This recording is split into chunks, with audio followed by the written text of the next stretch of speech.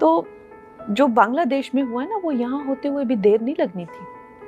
अगर हमारे इतने शीर्ष नेतृत्व जो हमारे इतने सशक्त नहीं होते, यहाँ पे जब फार्मर्स प्रोटेस्ट हुए, वहाँ पे लाशें लटकी थी, वहाँ पे रेप हो रहे थे, और जब वो किसानों के हितकारी बिल जो वापस लिए गए थे, तो पूरा देश जो है वो चौंक गया था। और वो किसान आज भी वहां बैठे हुए, उन्होंने कभी सोचा ही नहीं ये बिल वापस होगा।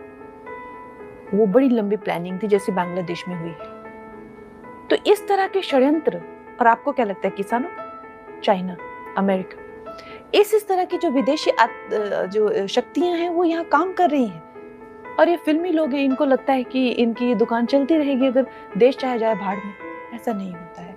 देश अगर भाड़ में जाएगा तो आप भी साथ में भाड़ में जाएंगे। ये बात जो है इनको रोज रिमाइंड करानी चाहिए। पर खैर, जितनी इनकी बुद्धि है उतनी इनकी करतूतें भी हैं।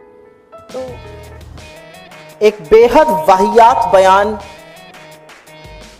इस देश को सुनने को मिला, और वो सुनकर बहुतों का सिर शर्म से झुक गया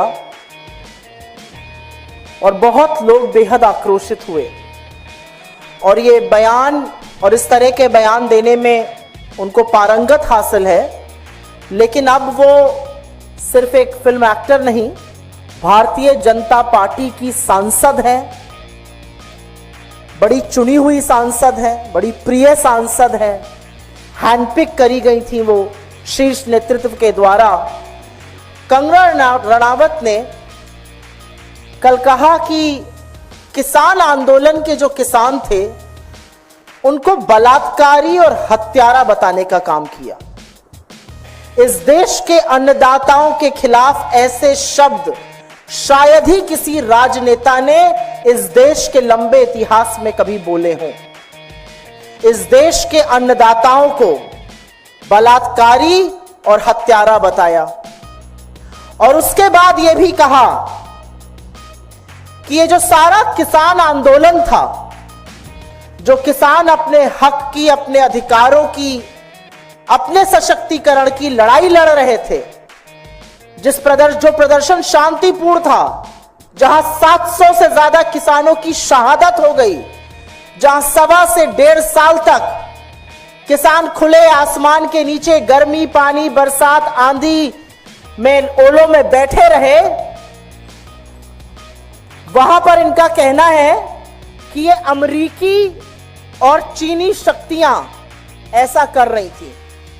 अमेरिका और चीन हमारे देश में दखलंदाजी कर रहा था, अस्थिरता पैदा कर रहा था किसान आंदोलन करा के। तो जाहिर है इस पर आक्रोश होना था। जाहिर है इस देश की रीढ़ की हड्डी किसान है।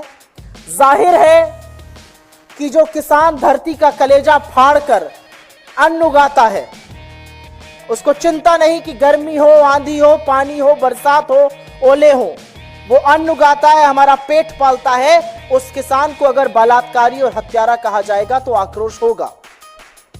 और एक बात यह भी सच है कि किसान चाहे पंजाब का हो, चाहे हरियाणा का हो, चाहे उत्तर प्रदेश का हो, चाहे कर्नाटका का हो, यह असम्मान तो कोई नहीं सहेगा। तो आक्रोश बहुत हुआ, और सवाल हुआ बीजेपी से कि क्या ये आपकी सांसद कह रही हैं या ये आपका आधिकारिक स्टैंड है? क्या आप भी आंदोलन करने वाले किसानों को, हक के लिए लड़ने वाले किसानों को हत्यारा और बलात्कारी बताते हैं? क्या ये आपकी सरकार का मत है? क्या ये आपका मत है? अपना स्टैंड क्लियर कीजिए। तो आज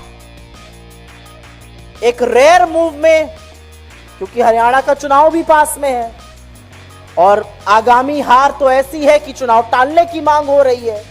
पता है कि 240 पर लाकर देश के मजदूर और किसानों ने सबक सिखाया है, अभी हरियाणा बिस्तर बोरिया बंधवाने वाला है।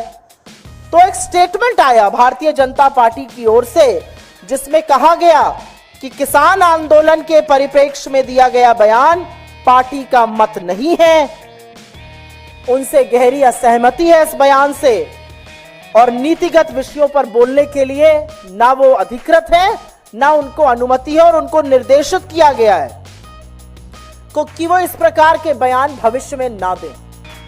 तो हमारे इस मंच से कुछ सवाल हैं आपकी चुनी हुई सांसद है, चहेती सांसद है, बड़ी लोकप्रिय है आप लोगों के पार्टी में। अगर ये उनका मत नहीं है, अगर आपकी पार्टी का ये मत नहीं है, तो निकाल बाहर करिए ऐसे सांसद को। ये मैं हृदय से माफ करने वाली राजनीति अब नहीं चलेगी 2024 में।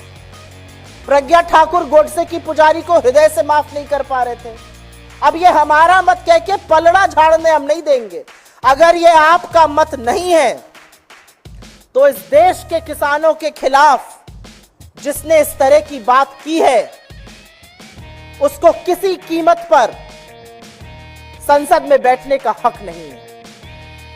निकाल बाहर कीजिए अपनी पार्टी से, हाथ जोड़ के माफी मंगवाइए किसानों से, और अगर ये सब कुछ नहीं कर सकते तो आप खुद माफी मांगिए इस देश के किसानों से।